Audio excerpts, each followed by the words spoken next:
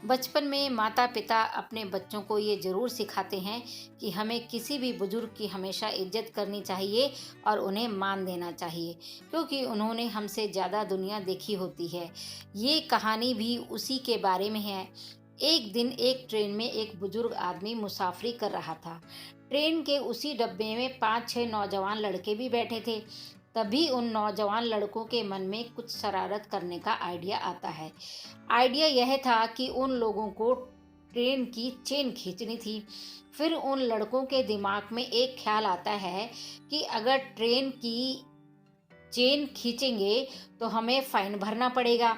उनमें से एक लड़का बोलता है कि कोई बात नहीं, हम फाइन भर देंगे। सभी लोग 100-100, 150-150 रुपये इकट्ठा कर लो, जितना भी फाइन लगेगा हम भर देंगे। सभी ने पैसे इकट्ठे कर लिए। पूरे मिलाकर 900 रुपये इकट्ठे हुए। ट्रेन में सफ़र कर रहा वो बुजुर्ग ये सब देख रहा था। फिर उन लड़कों के मन में आता है कि क्यों ना हम कुछ ऐसा करें कि हम चेन भी खींच लें और हमें फाइन भी ना भरना पड़े। उसमें से एक लड़का बोलता है, हाँ मेरे पास एक अच्छा आइडिया है, जिससे हम चेन भी खींच लेंगे और फाइन भी ना भरना पड़ेगा। बल्कि बाकी के सभी लोग उससे बड़ी आतुरता के साथ पूछने लगे उससे, जल्दी बताओ ऐसा कौन सा आइडिया है तुम्हारे पास। उस लड़के ने कहा, क्यों ना हम ट्रेन के चेन खींच के उसका आरोप इस बूढ़े पे लगा देते हैं। ऐसा करने से हमारे पैसे भी बच जाएंगे और चेन खींचने का मजा भी आ जाएगा। वो बुजुर्ग आदमी ये सब बातें सुन रहा था। उसने इन लड़कों से ये भी कहा कि मुझे क्यों परेशान कर रहे हो, लेकिन ये सभी लड़के बोल रहे थे कि नहीं, हम तो परेशान नहीं करेंगे। इतने में एक लड़के ने चेन खींच दी। वो बुजुर्ग आदमी सोच रहा था कि अब तो कुछ हो ही नहीं सकता। वो चुपचाप बैठ गया। कुछ देर में ट्रेन के अधिकारी आए और उन्होंने पूछा कि ये ट्रेन की चेन किसने खींची। उन सभी लड़कों ने कहा कि इस बूढ़े आदमी ने चेन खींची। तभी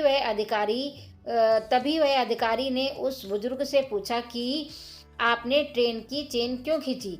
तभी उस बुजुर्ग ने उस अधिकारी के से कहा कि इन लड़कों ने मेरे 900 रुपये छीन कर अपनी जेब में रख लिए हैं, तो मैंने परेशान होकर ट्रेन की चेन खींच दी। उस अधिकारी ने तुरंत लड़कों की जेब में चेक किया और उन्हें 900 रुपये मिले, जो कि इन लड़कों ने इकट्ठे किए थे।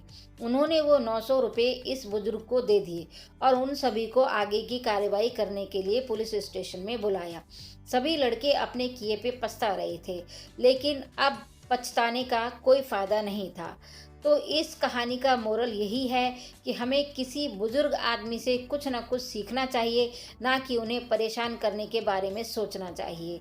क्योंकि हम जो काम आज कर रहे हैं वो ये काम कई साल पहले ही करके बैठे हैं, इसलिए हमें उनका आदर करना चाहिए।